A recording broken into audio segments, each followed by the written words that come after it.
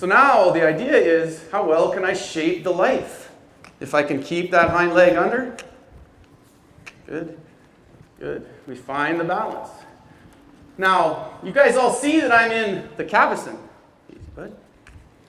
This is a cavesson. This to me is the most important groundwork tool you can use. The biggest problem with doing too much of a circle in a halter, okay, and this is a big deal. I'll just stop for a second, Cruz. Good job, buddy. is the way, okay, we talk about rotation, you talk about bend. What should a horse's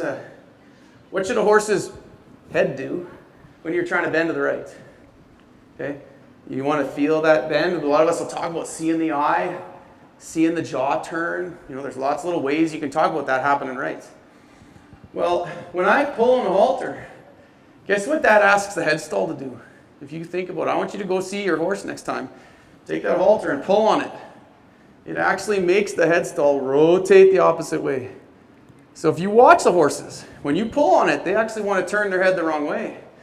And so for me, when we're starting to understand our gear, guys, this matters. Because now we're actually asking a horse to do the opposite thing that gear is asking them to do. So it's a pretty important detail. So the cavesson, then, this is very classical. This is thousands of years old. It's just maybe not common to all of us.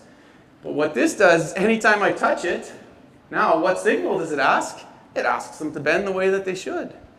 So for me, it's a really important detail for us to recognize what the halter is going to do. What did I do with Bentley? Everything in the halter was here. Okay, it's down here.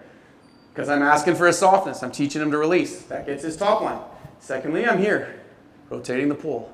So the cavesson is excellent for a lunging circle. The balance of rotation, okay, we'll just go to this circle one more time. I have to keep moving and get myself into max here soon. So much to talk about. Try to be balanced with that. All right, so we can see that when I get this right, and I can get that hindquarters to activate, okay, it can start getting pretty fun, guys. Cruz is a pretty substantial horse. He's very glamorous, but that's really the ideas of the Andalusians. Now, as I get a little bit farther away, you see I can still play with this beautiful balance. But look at the lightness in the reins, guys. But you see, I'm going to get real detailed on that shoulder.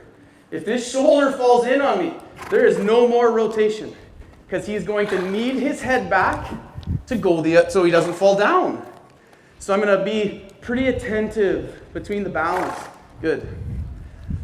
And as I can sense that, I can start having a little bit more fun because now he's using himself. And what this does, guys, now there is a free-flowing line from his pole all the way to his hind legs. Okay, we'll go back to that trot. We'll go to the canter. Good.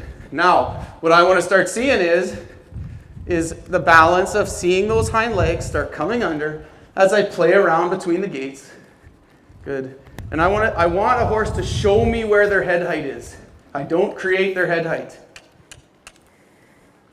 A little pressure there, help them find that balance again. Good. Okay.